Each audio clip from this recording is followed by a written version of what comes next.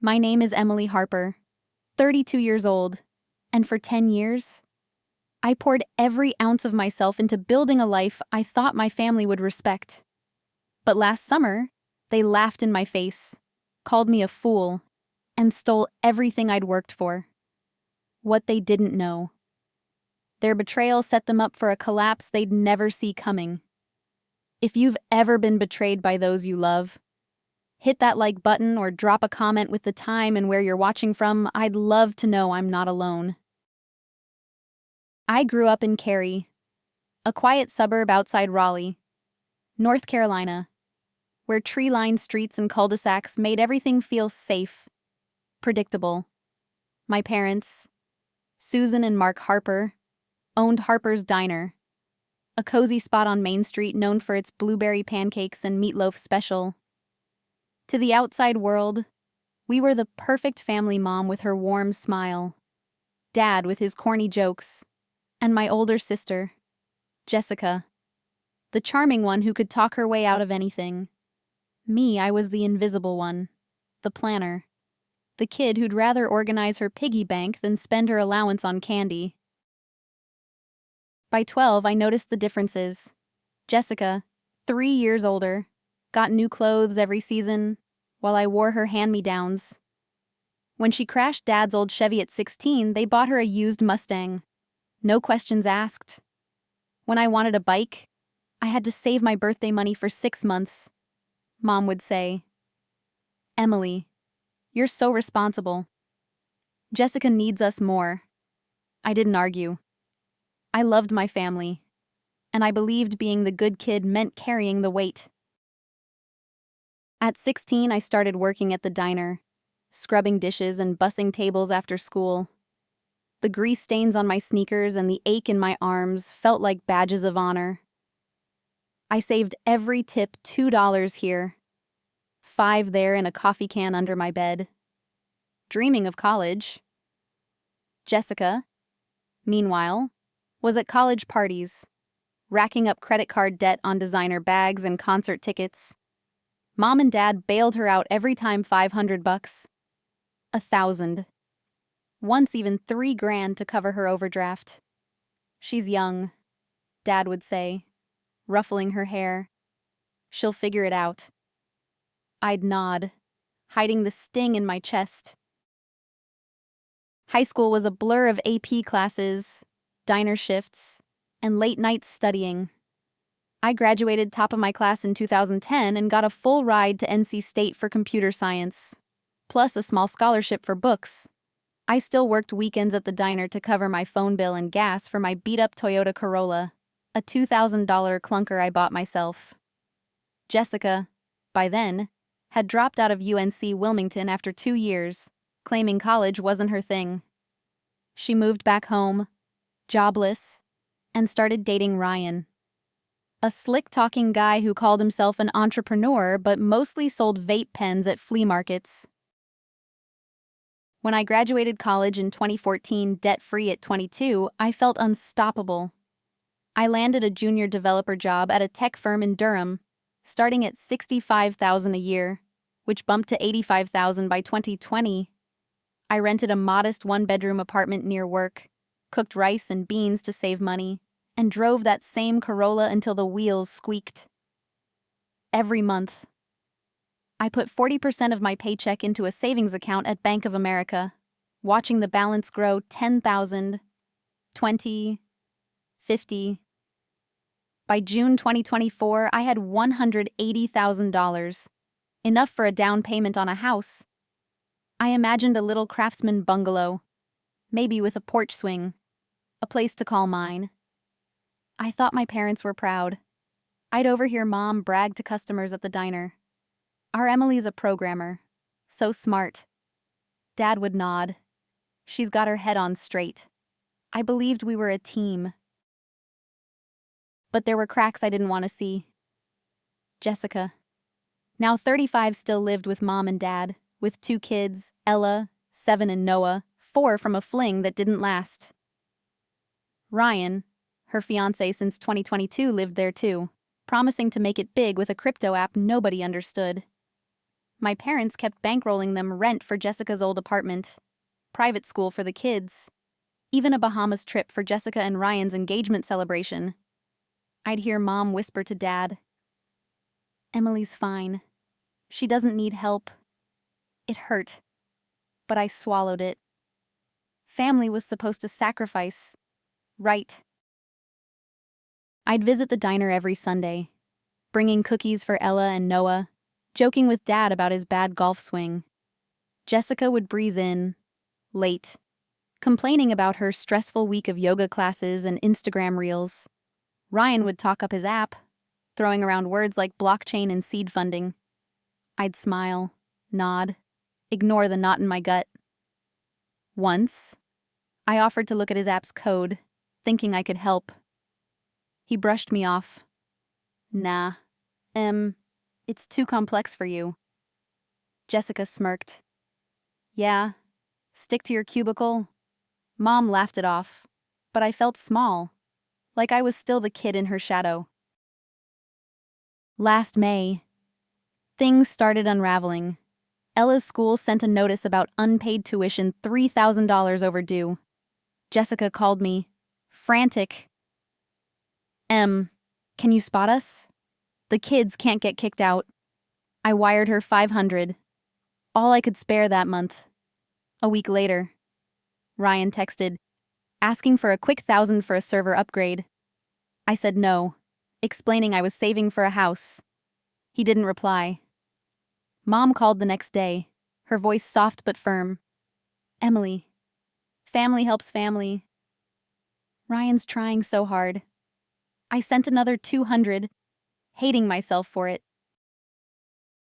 By June, the requests escalated. Jessica texted on a Monday morning, "I hate asking, but can you loan me $20,000? Ryan's startup is tanking, and we're behind on bills. $20,000. My hands froze over my keyboard. "That was a fifth of my house fund," I replied. "I need to think about it."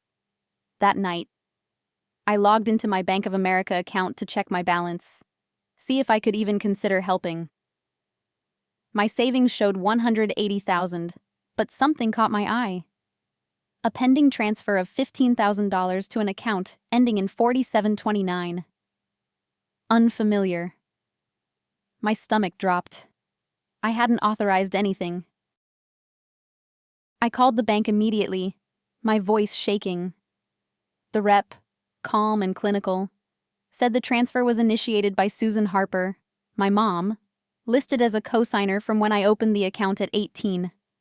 I'd forgotten she was still on there 14 years later. It hadn't crossed my mind. I called Mom right away, pacing my apartment. She answered, cheerful at first. "Emily, what's up?" I cut to the chase. "Did you take $15,000 from my account?" Silence. Then, "Oh, honey, yes, but it's for Jessica. Her rent's overdue, and Ryan needed cash for his business. You're doing so well, we knew you wouldn't mind." "Wouldn't mind?" I was furious. "You didn't ask me." "Mom, that's my money." She sighed, like I was being difficult. "Emily, don't make a fuss. We'll pay it back." I demanded they never touch my account again. She promised, her voice tight. Dad got on, echoing her. "We're good for it. Relax." I couldn't relax. That night, I lay awake, replaying Mom's words. "You're doing so well." Was that all I was to them? A piggy bank. I thought about the diner, the grease stains on my teenage hands, the years of saying no to concerts, trips, even a new couch. All to save. I felt stupid for trusting them, for not checking the cosigner status. But I wanted to believe their promise. Family wouldn't do this again. Would they? A week later, my phone pinged with another bank alert. $50,000 transferred to Jessica's account.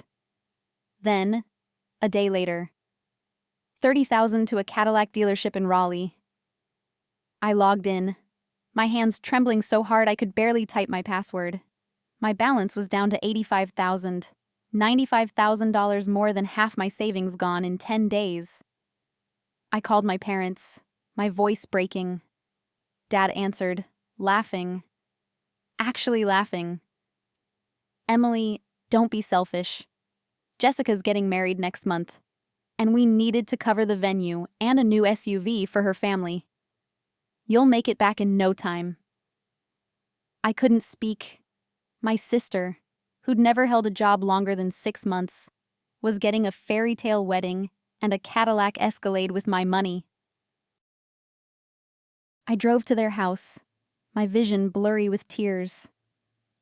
The diner's neon sign glowed in the dusk, a cruel reminder of my childhood.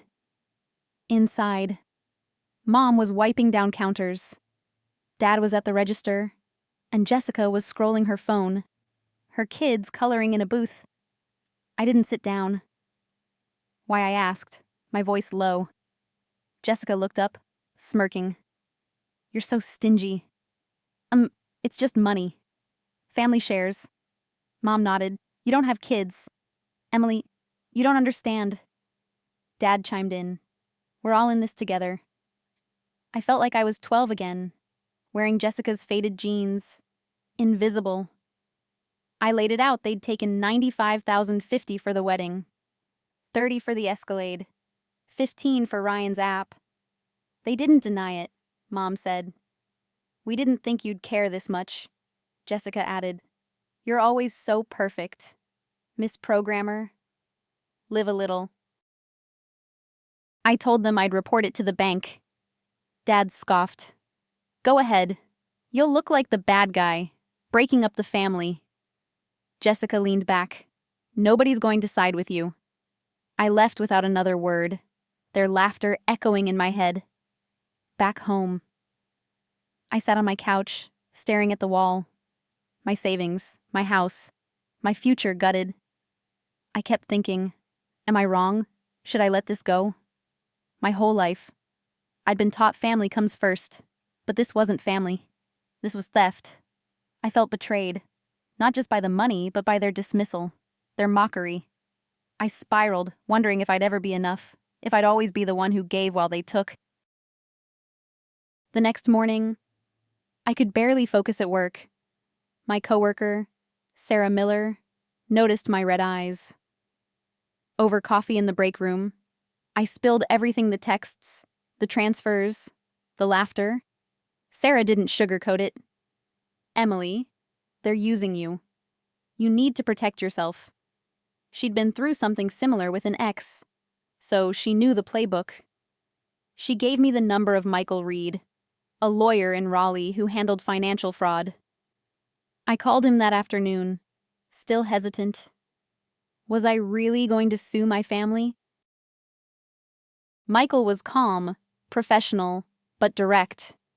I sent him my bank statements, and he dug in. 2 days later, he called with a bombshell. Mom's cosigner status had expired in 2020 when I turned 28 per Bank of America's policy for joint accounts opened for minors. Every transfer was unauthorized. Technically, theft. He also had a forensic tech check my laptop, which I'd brought to the diner for Ella to play games.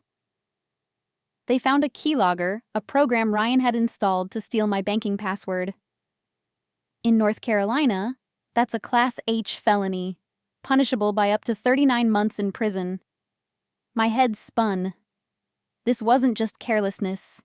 It was calculated. Michael laid out my options file, a civil lawsuit against my family and the bank for negligence, and a police report for the keylogger. The bank could be liable for failing to verify Mom's status, especially for transfers that large. I sat with it for a day, my heart heavy. Suing my family felt like burning a bridge I'd spent my life building. But their words stingy, selfish, fool kept looping in my mind. I saw Jessica's smirk, Dad's chuckle, Mom's shrug. I realized they'd never seen me. Not really. I was done being invisible. I met Michael at his office, a small suite off Fayetteville Street, and signed the papers. The lawsuit named Mom, Dad, Jessica, Ryan, and Bank of America, the police report targeted Ryan for the keylogger. I felt sick but resolute. Michael warned me it could get ugly. Family disputes often do. He was right. Jessica called me that night, screaming, "You're ruining our lives. How could you do this to Mom and Dad?" I hung up, my hands shaking. Mom left a voicemail, crying. "Emily, we're your family. Stop this." Dad texted, "You're no daughter of mine." Each word was a knife, but I didn't reply. I couldn't let their guilt trips pull me back. The next week was a blur. I changed my bank account, set up two-factor authentication, and bought a new laptop, scanning it for malware. Sarah checked in daily, bringing me takeout when I forgot to eat. She told me about her own fight to leave a toxic relationship, how she'd felt guilty at first but found peace.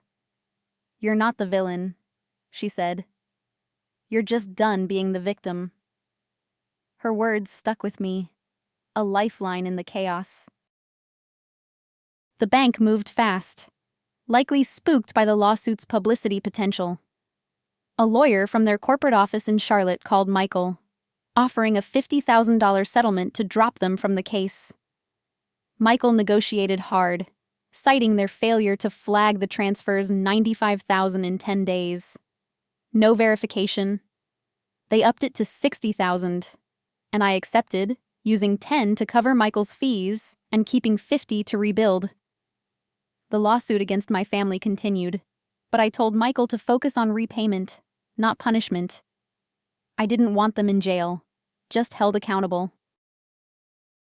Jessica's wedding was set for August 15th, a lavish affair at a Raleigh country club, all paid for with my money. I didn't attend. Sarah invited me to her place instead, and we watched old rom-coms, laughing for the first time in weeks. I heard later the wedding was a mess.